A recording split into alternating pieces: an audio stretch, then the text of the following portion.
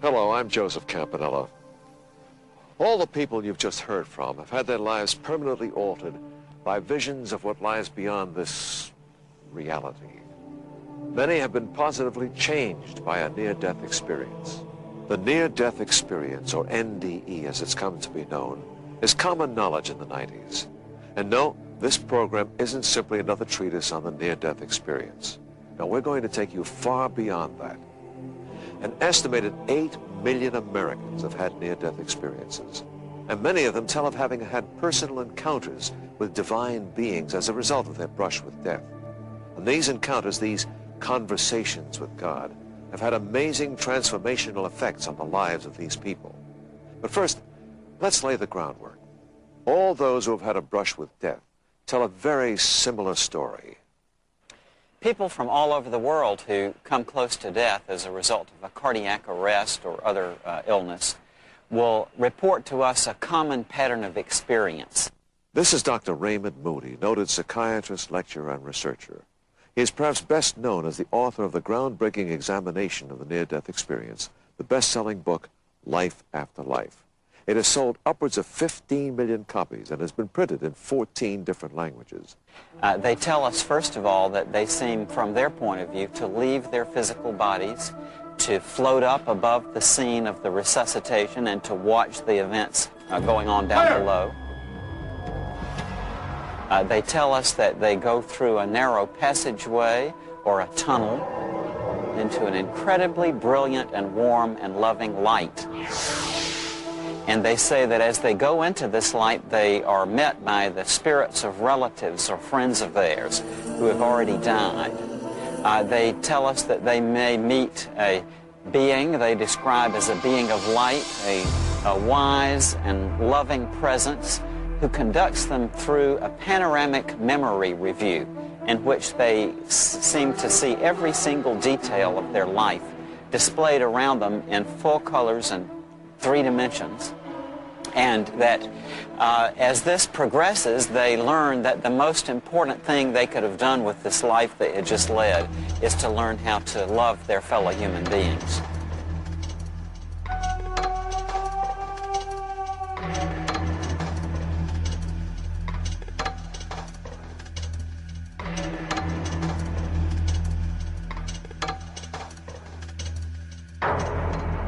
Thanks to modern medicine, people are being brought back from death's door. And we're learning about these wonderful lessons of hope and love. Hamlet, in his famous To Be or Not to Be soliloquy, spoke of that undiscovered country from whose bourne no traveler ever returns. Of course, that undiscovered country he spoke of was death, and he feared that if he took his own life, he would fly to ills that we know not of. Well, Shakespeare had a great insight into the human condition, but in his 17th century world, he was lacking information that we have today 400 years later. Travelers do return from that undiscovered country, and we are not flying to ills we know not of. Travelers to that new land return with a new outlook on life, and the cumulative effect of this new knowledge is usually a dramatic, positive life transformation.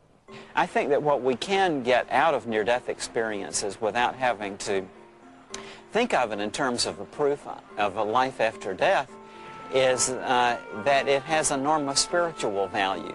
And we can see very dramatically the transformations in personality that it can bring about among people who go through something like this. 2 other authors who can attest to this are Paul Perry, co-author of 6 books on the near-death experience, and Dannion Brinkley, who suffered not just 1, but 2 brushes with death. His best-selling books are the result of these life-altering events. You know, I think one of the most amazing things about the near-death experience is how virtually everyone who has it no longer has a fear of death. I mean, if you look at Melvin Morris's research in the transformation study, he found that almost 100% of people who almost die and have the near-death experience are no longer afraid of death. As far as approaching death, I have no fear of dying whatsoever. I'm not afraid to leave this world because I have been where I'm going again. I do not look forward to the dying process. I do acknowledge the fact that it was painful and that I did get frightened. But I do know that all of that is just a passageway into this experience that I had before. This is Diane Morrissey. Diane is a group leader for a Los Angeles chapter of IANDS, the International Association for Near-Death Studies. These are people who have visited that passageway. They meet on a monthly basis to share their experiences and help others understand the life transformational impact of an NDE. My son was killed in a car accident, and it was a very violent death. He went off a freeway. He went down 65 feet into cement. And so the fear I had of the pain he endured, and for the hour and a half that took them to get him out of the vehicle, haunted me. It just haunted me. When I first read Life After Life with Dr. Raymond Moody, that gave me my first glimpse of life after death, and it gave me my first hope. Quite a number of people over the years have told me that in the closing moments of their life that they were surrounded by helping presences, beings that you could characterize, I suppose, as angels. And I belong to a group called Compassionate Friends, and we have a thing called Day of Hope. And we just had our third one, and Diane was our speaker, and Grace Boboka has been a speaker. I just wanted to tell them, do what you have to do. I'm okay, because I was out of my pain. All of that pain, all of that suffering was completely gone. Nothing I've heard from my religious background, nothing I've read, no other things have helped but that. That was the single most significant thing that has happened. And it has transformed my entire life. And my whole outlook on life is different. So it changed my whole life. It changed my career. It changed what I believe in. It taught me that everything we think, do, and say is extremely important, much more than we ever thought before, no matter how religious we were. One of the most dramatic, complete, and profound life-altering near-death experiences is that of Dannion Brinkley, author of Saved by the Light. He was electrocuted when lightning struck a telephone line outside his home. On September the 17th at 7:05 p.m. in 1975, I was talking on the telephone to a friend of mine. All right, Tommy, thanks a lot for inviting us. I have to check with Sandy, though, because you know she handles my time for me. Well, this is some storm we're having, huh? All right, well, anyway, thanks for inviting us. And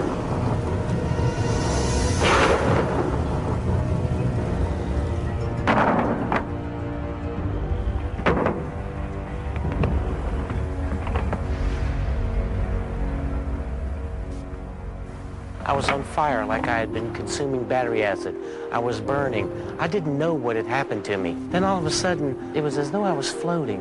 And then I rolled over and I saw my wife coming down the hall. Oh, Danny! Oh, Danny, what happened? Oh, my God! I need some help. I didn't know what had happened to me. I had never heard of the near-death experience.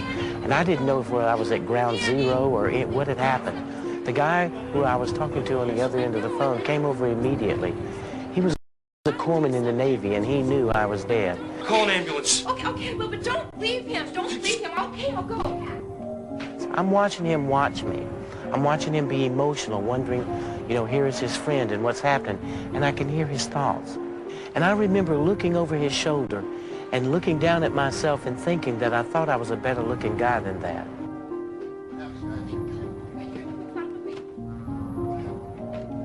check his vital signs.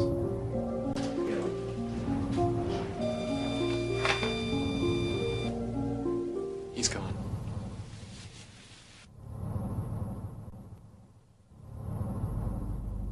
Then this tunnel began to form. As this tunnel began to form, I felt more at peace than I'd ever felt. I felt comfortable and safe. I began to be pulled down this tunnel. And as I moved down it, I become so secure that I may not know exactly what's going on, but I know that this is right and natural. But there are some who say that it's not right or natural or even real for that matter. There's one school of thought that holds the opinion that these visions are mental tricks caused by a dying, short-circuiting brain. or even that they're caused by drugs. But scientists who've devoted years to researching these experiences disagree. For anyone to say that these near-death experiences can be explained away as the terminal events in the brain, biochemical disturbances, or wish-fulfilling fantasies, or whatever, is just as unreasonable as if someone were to come along and say that these near-death experiences prove scientifically that there is a life after death.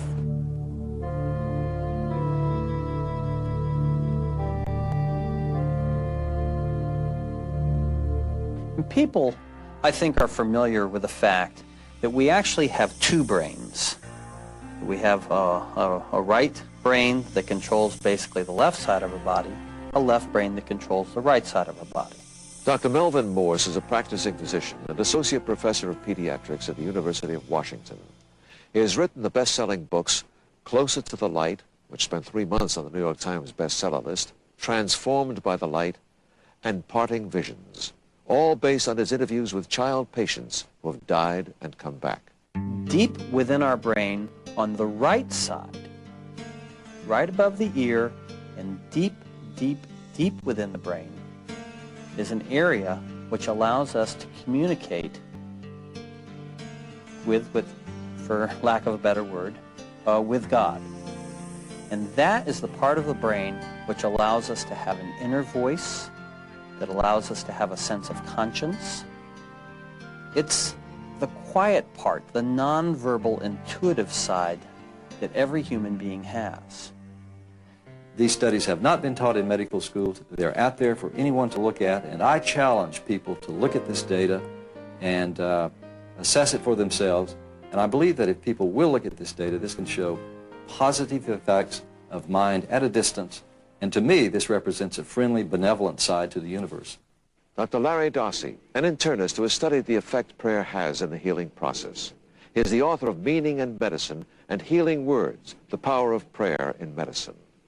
There are now well over 130 controlled laboratory studies testing this ability of prayer to act positively at a distance, and over half of these studies show statistical significance that when I pray for you, and I have a loving, empathic, and compassionate attitude toward you, then you change for the better.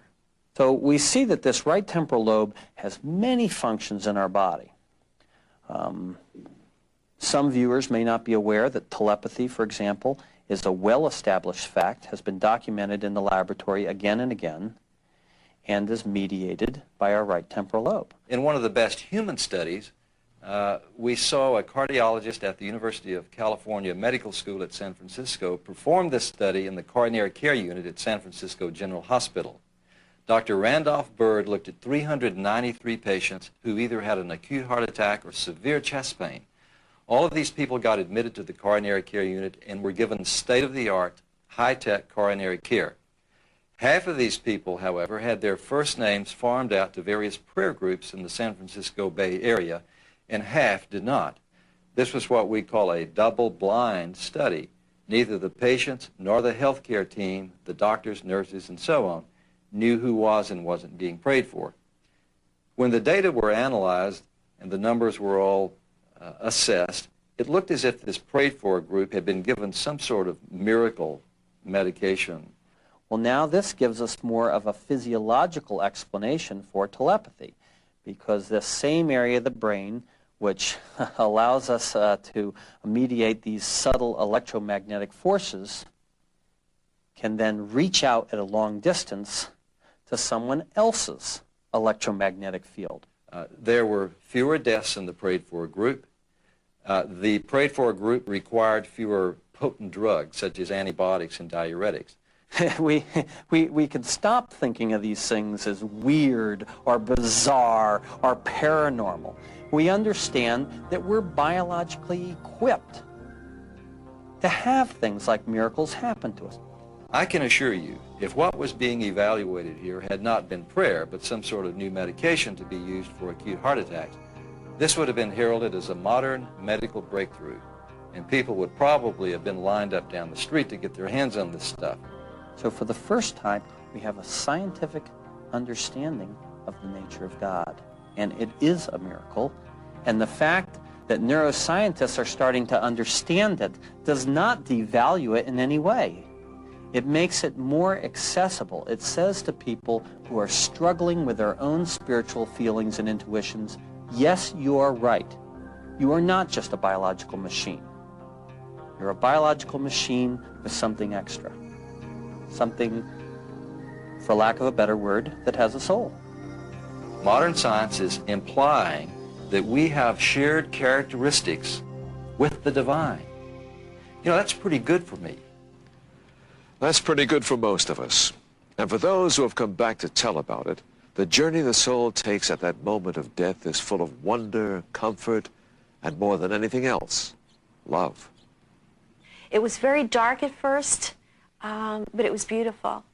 This is Grace Babulka. Her near-death experience compelled her to share her experience with others in her book, Beyond This Reality.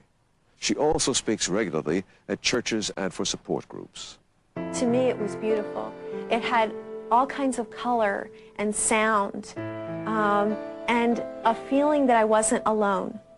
I was being helped through this darkness towards a brightness that was up ahead that I was incredibly drawn towards. I wanted to be towards that light. I wanted to go towards that light. And at the same time, I was being drawn. I was being attracted. And I was being helped.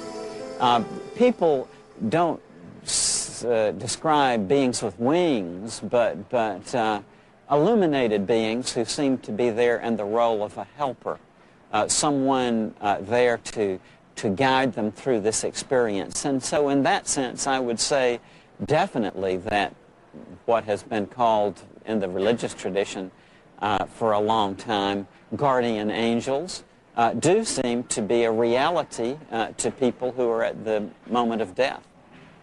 And what was unusual is I went back and forth through the tunnel several times, and I'd come back and see what's happening, and then I'd go back through the tunnel again. And each time I did, I kind of felt somebody there waiting for me. And I think the best thing that I learned out of this is that the actual moment of dying is the greatest trip you're ever going to go on. It's a fascinating, wonderful trip. Many of these journeys begin in a hospital, in an emergency room or operating theater. Such was the case for Grace Babulka, herself a registered nurse and working associate of those who frantically tried to save her life. Her journey began when she had a miscarriage in her 5th month of pregnancy. In the middle of the night, about 1 o'clock in the morning, I woke up with severe abdominal pain and chills and a fever. I took my temperature and it was 106 at that point. Called my obstetrician to let him know what was happening, and he said to get right back to the emergency department where I worked. By then, my temperature was 107. The nurse showed the thermometer to me and asked, was it this high at home? And by then I was starting to have an irregular heartbeat. My blood pressure was starting to drop.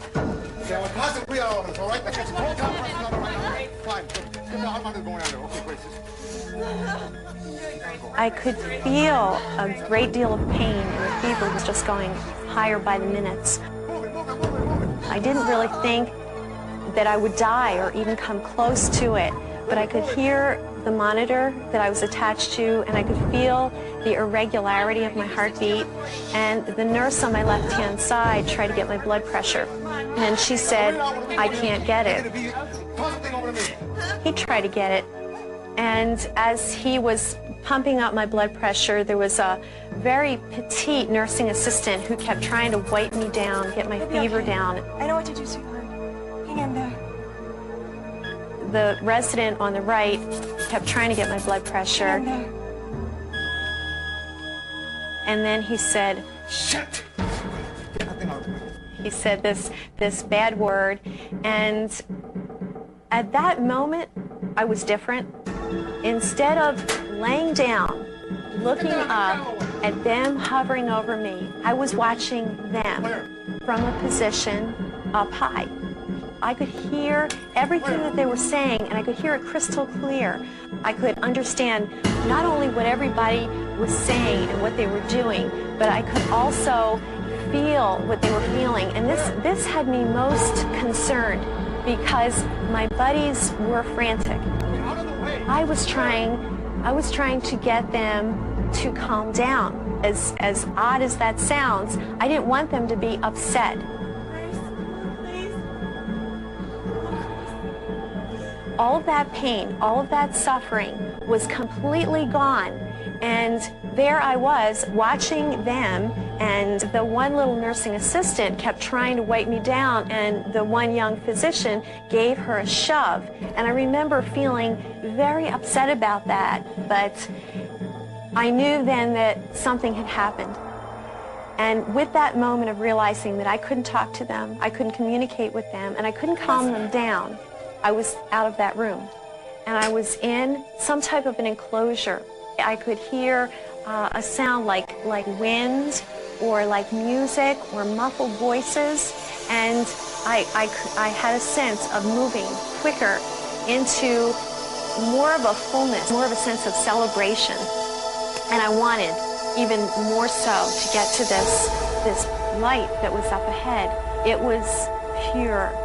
It was perfect. And what was ahead was somewhere that I wanted to be. One of the most powerful and life-altering parts of the near-death experience is being in the light and encountering divine beings. The Bible relates many instances of man communing directly with God or with an angelic representative of God. As when Mary was visited by the angel of the Lord and informed that she was to give birth to Jesus. In more recent years, visitors to the world beyond often refer to the divine beings they encounter as simply beings of light. There are visions that stay with a person the rest of his or her life. When I came through the end of the tunnel, there was a bright, brilliant, beautiful light. A light so bright and so brilliant that I've never seen anything like it or felt anything like it. It penetrated me. It was as though I became a part of it and it became a part of me. As I looked to my right, I saw a being. Then this being started to move toward me.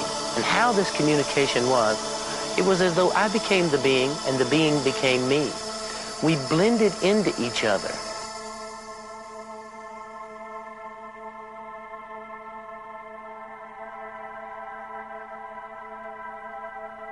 I kind of felt somebody there waiting for me.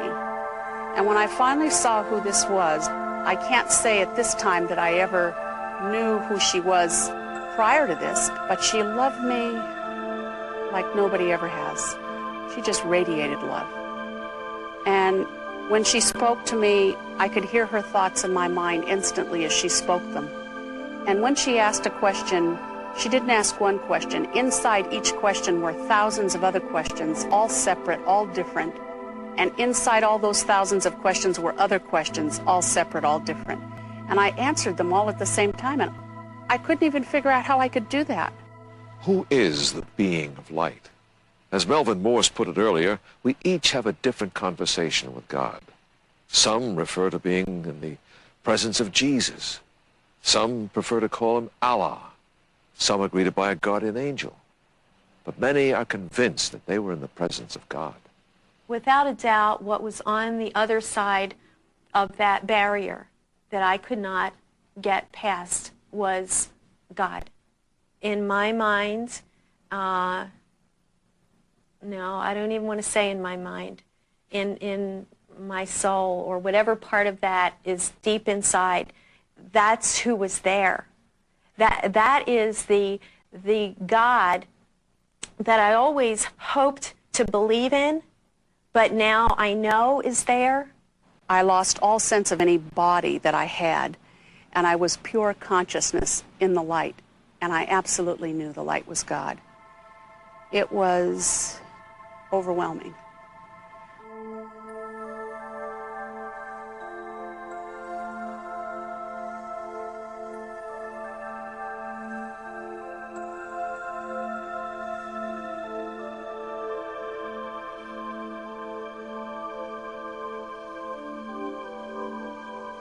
Well, as a pediatrician who's interviewed children who have seen this God, Let me hear you the kinds of things they describe it as. One boy told me that he saw a wizard dressed in white. And this wizard said to him, "Struggle and you shall live." That's a boy who's crazy about Nintendo. Another boy described to me that heaven was a pup tent in a golden field. A third child told me that he didn't go down a tunnel. He went through a huge noodle. I don't think anybody feels those images conflict with their personal beliefs. I don't think anyone can be struck by such images and not be convinced that something important spiritually is happening to children when they die. It's my impression that people may use words drawn from their religious background and terminology, but that universally people describe the characteristics of this being of light as the same. A presence of complete love and compassion and understanding and wisdom.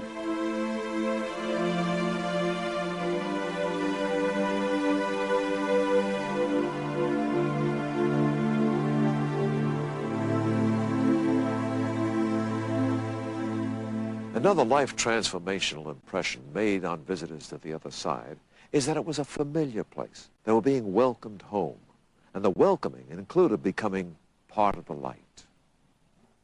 It was the beginning and the end of everything. It was the source. It felt like home. So there was a kind of a memory or kind of a recall that this was familiar to me and I was familiar to my God. You know, that I was coming back. But that was the feeling. Very comfortable. I was surrounded with love. And I belonged there. I recognized the place. I was in a familiar place, like I woke up of my dream and I'm home, that's it. This light didn't hurt my eyes like the flash of the lightning bolt. It penetrated me. It was as though I became a part of it and it became a part of me. That word being of light is almost too limiting. The light had a source, yet it was everything.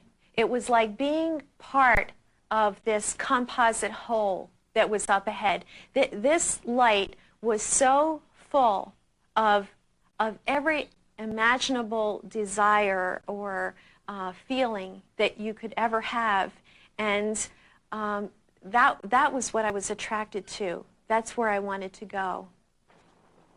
This concept of our having a spiritual connection to God keeps coming up over and over again. Dr. Larry Darcy suggests that some aspect of us is divine. Dannion Brinkley maintains that we are all great and powerful spiritual beings. Grace Baboka speaks of being part of the light. Dr. Melvin Morse, who doesn't even profess to being religious, is convinced this connection is real and that we can see evidence of it in things that appear to be mere coincidence. He drew this conclusion after receiving an answer to an experimental prayer. I once tried to pray as a little experiment because a beautiful woman I know had told me that I should try it. And she's deeply religious and I'm not. So I said, alrighty, I'll try it. And she told me I should get down on my knees and just silently ask God a question. So, okay, I did it. And I felt really silly about it. And it lasted about 3 minutes. And I said, I would like to know what the relationship, this is my question, the relationship of man to God. And later that day, I suddenly had a blinding flash of spiritual intuition about a mathematical concept I've been trying to understand called fractals. And fractals are a mathematical concept which state that a piece of the whole is the same as the whole. For example, a snowflake. You see the shape of a snowflake. If you look at a piece of that snowflake, you see the same shape replicated. If you look at a piece of the piece, you see the same pattern again. And suddenly, it came to me, maybe that's it. We as men are just a fractal of God. We're all a part of each other in some way, like a woven garment, like a linen cloth woven into thread by thread, running in different directions and bisecting and crossing each other. But for someone, some other person, that's going to be meaningless. Fractals, they're going to go, what the heck are fractals? You know, and I learned something about faith from this experience as well, because the first thing that happened to me after I had this insight was I thought, oh, this is just some kind of weird coincidence. It's like this huge quilt that has no end on either side, top, bottom, right, left, front, or back, and every patch of that quilt matters. I've been studying fractals for years, and I've been struggling in my mind of how to, you know, understand them, and it probably just was a coincidence that that day it suddenly all came together to me. But I'm not so sure. I'm not so sure that was a coincidence. And I just see us all as being one big soul. We're part of this gigantic soul. God, love, whatever, however a person feels comfortable. And each one of us has something to do or to give and to make that love happen.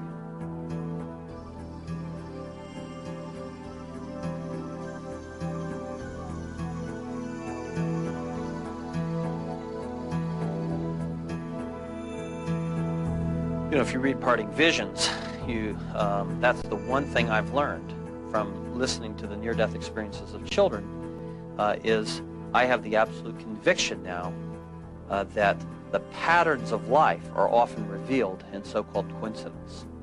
And the reason that I've reached that, admittedly speculative leap, is from the simple fact that I've seen the healing that paying attention to so-called coincidence can bring in people's lives.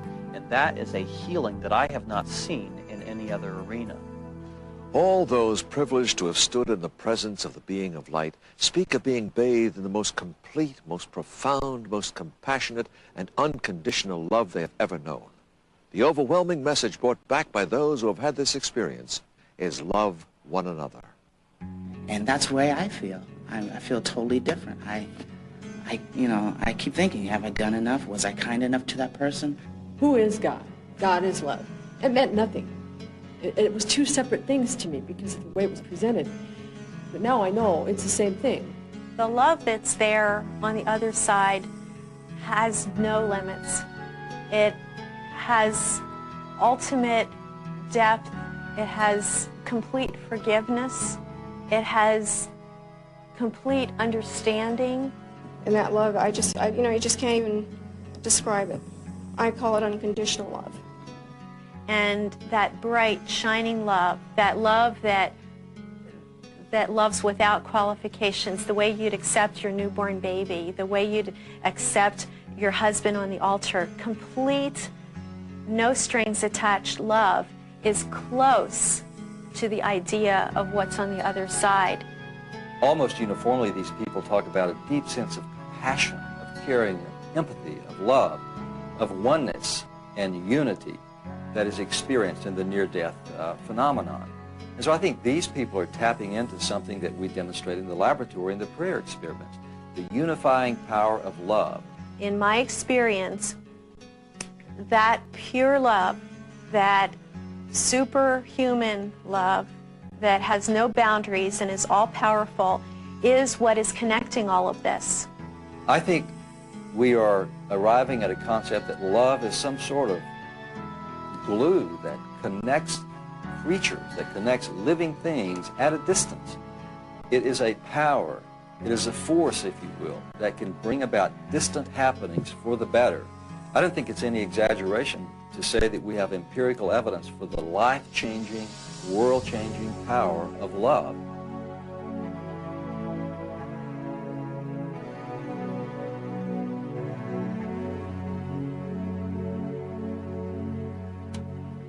A good example of how a personal encounter with this divine love can bring about a positive life transformation is the case of Diane Morrissey.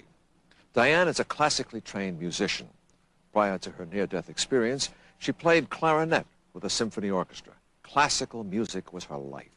By her own admission, she was something of a snob about it, looking down her nose at anyone who listened to any other kind of music, other than classical, of course.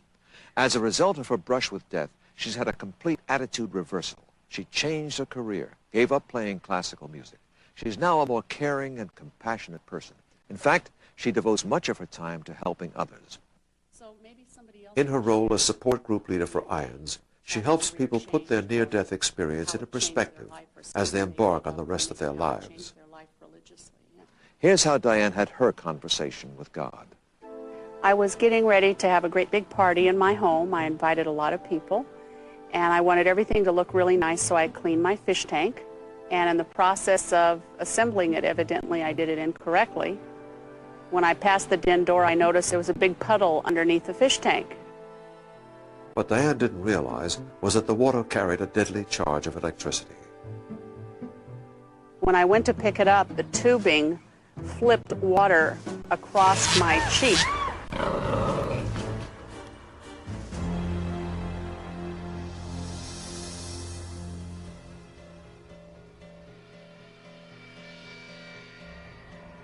And I looked down and I thought, the very last thought in my head, wow, I shouldn't have touched that. I was at the ceiling and I noticed my dog was trying to wake my physical body up on the floor. And I thought, good boy, you know, he's trying to wake me up. I looked toward the kitchen and could see the telephone and instantly knew I should call for help. So I went straight through the walls like they weren't even there. And when I went to pick the telephone up with my right hand, my hand went through it. I walked around the house for a time and I stopped one moment in the living room and looked down and was real surprised to see my legs through the top of the glass coffee table. I tried to save me at the beginning, but as I stayed in the experience, it mattered less and less whether I saved me. And Diane Morrissey just wasn't as important as I was at the beginning of the experience. I didn't know how to get back in my body, but I wasn't frightened that I couldn't. And the last thing I said, and I just couldn't believe it, I said, how sad she's done so very little. And I thought I had a really full life that counted for lots of good things that I did for people. But I knew in my heart I never really touched anybody. At about that time, I went right through the tunnel, right at the dim windows. Many of those individuals who have had a complete near-death experience report the one aspect of it that had the most profound life transformational effect was the life review. They've had an opportunity to review their life accomplishments and their mistakes and see how their actions affected others. The Scottish poet Robert Burns, in one of his poems, reflected on how great a gift from God it would be to see ourselves as others see us. During a life review, we will. It's important for all of us to listen to this part and take it very deeply. Not only will you be and see everything you've ever done, you will become the people that you have encountered, and thereby feeling how they feel about you. I could not pass into that light that I was so attracted to. And at that barrier is probably the most meaningful part of this whole experience, because at that stopping point, I saw everything in my life that I ever did or saw or felt or thought that I hid from others or myself, and yet it was all understood. Everything in my life that you could put a good label on or a bad label on was there for not only me to see, but all others. In that light, I saw my whole life unfold, and I was having insight into what my life was about. I was able to deal with it because I wasn't just Dannion Brinkley. I had begun to peel away the ego self and begun to be what we truly are, powerful spiritual beings. And I was held accountable for my life. I felt how others felt when I acted a certain way. I experienced their feelings. What I think the experience did for me was it made me more aware of others. In absolute love, I was being given an understanding that I never had before. I was always real fortunate. I came from a wonderful home, had a wonderful childhood. My parents loved me desperately. And their love, you just, compared to this woman, you can't even compare it. When she came, she stood next to me, and she extended her hand outward, and she said, "Look there." And when I turned my head, I saw from the moment I was born, and I watched every second of my life from the moment I was born until I died. And it wasn't just seeing it, I lived it again, exactly the way I felt it the first time, but with a new sense of kind of intellectual understanding about how I could have done it different, what might have been better, and other things that I cared little about, that I didn't think made an impression on anybody's life at all, were very significant. And probably the most important was when I worked at a convalescent hospital in high school after school. And I used to give a lady graham crackers and milk before I'd leave the shift. And I had no idea how much I had changed her life, how grateful, how appreciative she was. And I thought it was so insignificant back at that time in the 11th grade, but it wasn't. It was like every spirit looking down and saying, "Thank you for doing this. This woman had nobody. No one loved her."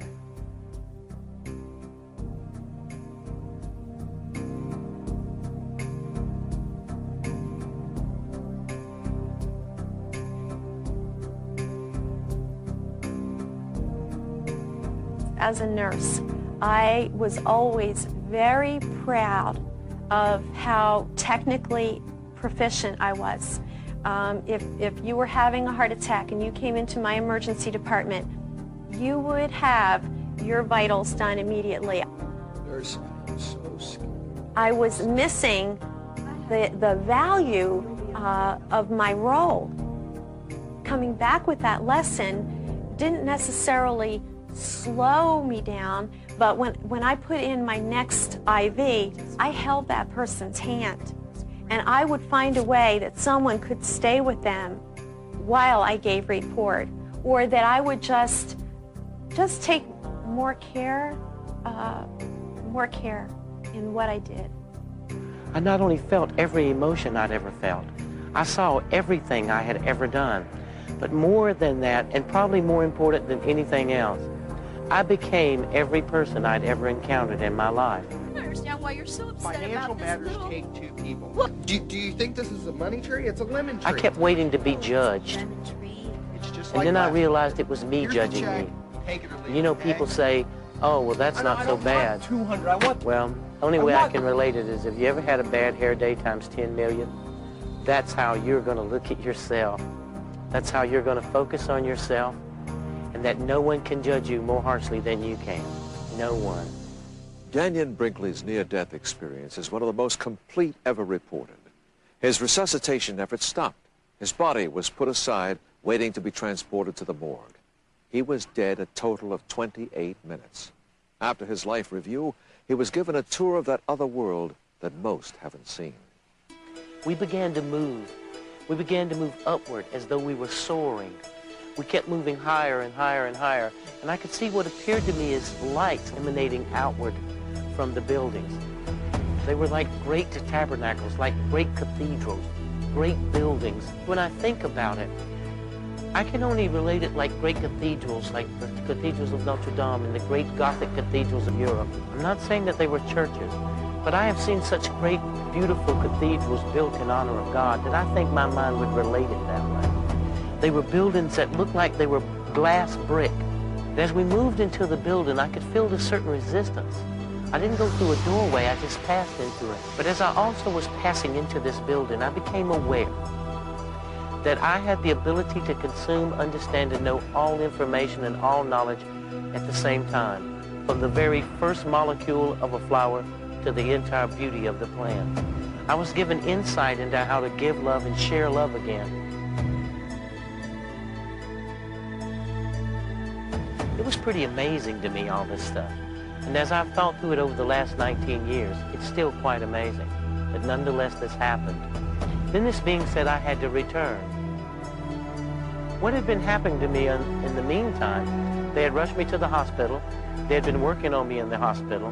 They got me restabilized, and I was breathing for a few minutes. Then they lost me for 11 more minutes. They had worked on me. They tired themselves out. They finally gave up. They covered me. They put a sheet over my head. They rolled me out into a room. waiting for me to be taken to the morgue. I all of a sudden appear in this hospital. I'm floating above everything, looking around. In this room, I saw a guy with a sheet over his head, a body. I knew it was me. All of a sudden, I'm back in my body. I'm on fire again. I'm burning. I'm going through all the sensations of not being able to put my conscious thoughts together because of the intense pain. My tongue is swollen completely the size of my mouth. I can't talk. There's nothing that I could do. So I'm looking up. What do I do? I realized they were coming to take me to the morgue. And all I knew to do was to blow the sheet. Hey, this guy's still alive. I spent the next 7 months learning to walk again, learning to feed myself again, falling against the walls, blacking out. Dannion Brinkley was back among the living, at least for a while. 14 years after the first near-death experience, I had my second in the series of conversations with God. Ever since Dannion's electrocution, he'd been living with a weak heart. The doctors told him that unless he had immediate open-heart surgery, he would die. I knew what he was telling me was that the damage done by the lightning some 14 years ago, the hard work I had put in pushing myself through these 14 years, and the aortic valve, which had developed staph infection, was giving away and I was drowning in my own blood. So I was pretty happy because I knew there was no way I could live through that without having the surgery, and I wasn't having the surgery. I had known Dan for some years, about 10 or 12 years at least. I got a call from a friend of his that he was dying. I had resigned myself, talked to my family, got them together, put my business in order, and my father and my friend Franklin had thought of Raymond, Dr. Moody, and they called him. I walked in, and I was quite startled to see Dan lying on the bed, unable to sit up. He was so weak. His color is just unimaginable. No one could get a real sense of this. It's impossible to believe. I've never seen anybody that color who lived to tell about it, let's say that. Dark gray purple. And people say, don't you think that you would miss the things that were here? Not in the least bit. I wouldn't. And I said, Dan, is there anything I can do for you? And I said, yes, Raymond. I want a roast beef sandwich with lots of horseradish on it because I want to go out of here on a cholesterol rush. And we both laughed. I said, please, Dan, sign it for me. And at this point, the first time I'd really seen him upset, he said, all right, damn it, I'll sign it. Got mad, crashed his hand down on this table they had rolled across, signed it. They whisked him right away into the operating room. I knew there was no way, even after promising Raymond, I knew there was no way I could live through them taking my heart out and cutting it. I think that one of the greatest things that I've learned in all of this is in my second near-death experience doing open heart surgery. I had the same panoramic life review. I saw the first 25 years through the same way as I saw it. But then, by the grace of God, I saw the next 14 years. Instead of being the people I'd hurt, humiliated, and caused such trouble and trauma in their life, I became the people who I had helped face death. Those who have talked with God also tell of being admonished to use their life to learn, to devour knowledge. Most of those who have come back do just that. They look at life with a different perspective. They see beauty where they could see none before. They see the wonder in the world. They treat others with more compassion. There's no question but that people who go through this kind of experience are transformed in a direction in which they place a lot more value and emphasis upon human relationships. If we could only pretend to be colorblind, to accept our differences as wonderful, I just feel like this could be such a better world without fighting over our differences instead of appreciating our differences. I would say that there is also a marked tendency for them to be people who live very much in the present and can really be there, not really distracted about what's going to happen tomorrow. Living in the presence and sense of humor, again, is something I've seen time and time again with them. You know, if someone saw me right after my near-death experience or a few years later, they wouldn't look at me and say, Grace is really different. They wouldn't notice an outside visible change, but I think people that know me well will realize the depth of change, the shift of perspective, the caring, the quality, the time, noticing things that I've never noticed before. It brings to mind the phrase, stopping to smell the roses, stopping to listen and to hear and to feel and appreciate all that's in this life. It changed me so deeply that it just was overwhelming at first. It seemed like I couldn't read enough. I couldn't listen enough. Again, I keep going back to people, people that I talked with. I could not get enough of them. I wanted to know more about them. I know a woman who was 66 years of age, who had graduated some years before from high school. She had a cardiac arrest, was in the hospital for a time. 2 weeks after she got out of the hospital, she went down to the local junior college and signed up for courses. So now, after 19 years, I've been a hospice volunteer for 17 years. I've been a nursing home volunteer for 12 years. How we affect things in our life is, you know, when you're a kid, how you skip stones or you throw a stone into a still pond, and then you watch the ripples. Every thought that you have, every action that you have has that same effect. You know, in all the books I've written about near-death experience, one truth really stands out, and that is that religion is very much like working for the federal government, and being spiritual is very much like being an American. And the analogy here is that people who have near-death experiences frequently quit being religious and become far more spiritual. All spiritual intuitions and feelings are equally valid, and that's why I've emphasized again and again that one person who has a spiritual feeling that causes him to have a knot in his stomach is the same thing as another person who just feels a whisper in the ear, I love you. And I felt my mother's presence coming to me. It was very eerie and kind of, I don't know, just kind of cold but eerie, but very spiritual, very loving. And I felt like her hand was taking and going like this to me, because that's what I was doing to her while she was in the coma. I love you. Thank you for taking care of me. I'm okay now. Well, also, the neat thing about the life review is that you can have it without being almost dead. Absolutely. I mean, you can have a life review on a daily basis, and you can make changes in your life just as if you had a near-death experience.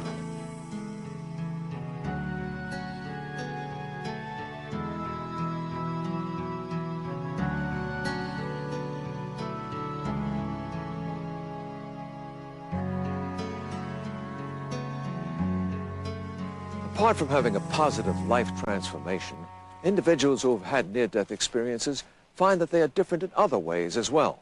For example, 25% of near-death experiences can't wear wristwatches. They stop. Give the wristwatch to someone who hasn't had an experience, it works. Put it back on the near-death experience's wrist, it stops. So far, there's no explanation. Some find that their minds are open to new knowledge in profound ways, miraculously given insights into mathematics or physics. Some have even been given psychic abilities, having a newfound clairvoyance or extrasensory perception. How can it be that someone has a near-death experience and is so altered by that experience that suddenly they have dreams that come true? That sounds extraordinary. That sounds non-scientific. That sounds like nonsense, as many of my friends would say. And yet, the Southwest SIDS Alliance, the nation's largest research group on the effects of sudden infant death, have documented that 25% of parents who have infants die of SIDS have such a spiritual vision or intuition before the child dies. Now that we understand the function of our right temporal lobe, we understand how such a thing can be possible. the idea that you could heal at a distance has been regarded as silly. Well, it's not as silly as it might sound. This has actually been put to the test. And so, again, for the first time, we now have a coherent theory in which someone who's had a near-death experience has their right temporal lobe activated, and they're left with the residual ability to use that area of the brain to see future events. Why not? It makes perfect sense from, interestingly enough, from a rational and scientific viewpoint, it makes sense. We have empirical, solid scientific evidence that distant so-called psychic healing is not just fantasy anymore, but a concept that can be scientifically validated. We see that there's a range of ways it presents to each person depending on their own spiritual outlooks and, let's face it, the development of their right temporal lobes. For some people who have well-developed temporal lobes, right temporal lobes, they see an angel in white. For people like myself or my friend who are right temporally lobe impaired, we need a kick in the stomach. I think there's a point where we simply acknowledge that our visions and our experiences, as deep and transformative as they may be, at some point are simply beyond words. I'm touched by that feeling. We're on the threshold of a new era of understanding. These near-death experiences are opening our eyes to a new reality. And these dramatic life transformations we see are striking evidence of the power of this reality. If we listen with an open mind, we may learn some valuable lessons. The concept that people can see angels, that human beings have a soul that is separate from the body, those are considered to be naive beliefs from a simpler, more primitive time. Science is our God. The question is it all over with the death of the brain and the body? When my brain and body die and rot, is there anything left over? Is there anything more? I believe that on the basis of modern scientific empirical findings, we can give a yes answer to that. I think that two forces have shaped our current spiritual impoverishment as a society. The first one is our philosophical concepts that something must be proven in order to be rational. And that somehow then quickly got twisted into it's irrational to believe in something you can't prove. Science changes funeral by funeral. And I'm convinced that that's one of the ways that we will achieve newer insights. The second part of that comes from religion itself. Religion, feeling the assault of science, particularly in the late 1800s, then took a tact that all religious experience is direct revelation from God, and in doing so they felt that they could shelter themselves from any kind of skeptical inquiry. But as a result then, we became very fractured from a spiritual standpoint.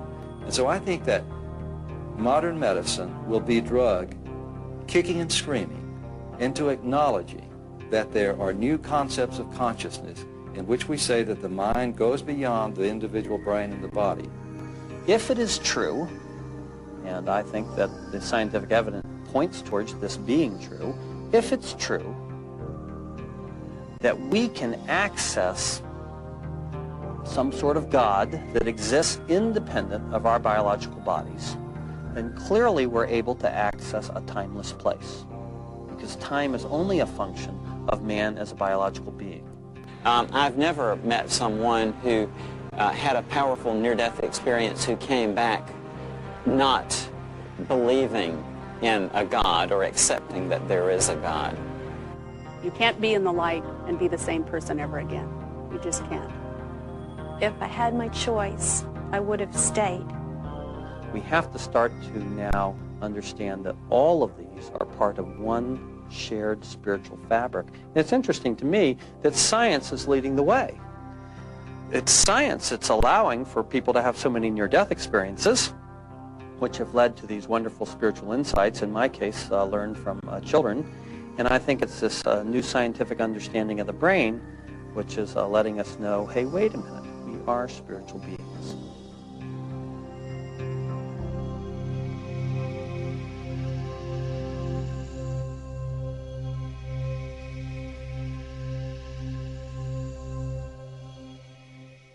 As Dr. Raymond Moody pointed out earlier, we may not be able to scientifically prove life after death from these experiences, but we can prove that these experiences have a profound and positive life transformational effect. Now, if we could only learn from this, all of us, if we could have a life transformation of our own without nearly dying, and practice compassion and love of our fellow man, it would be a better world, wouldn't it?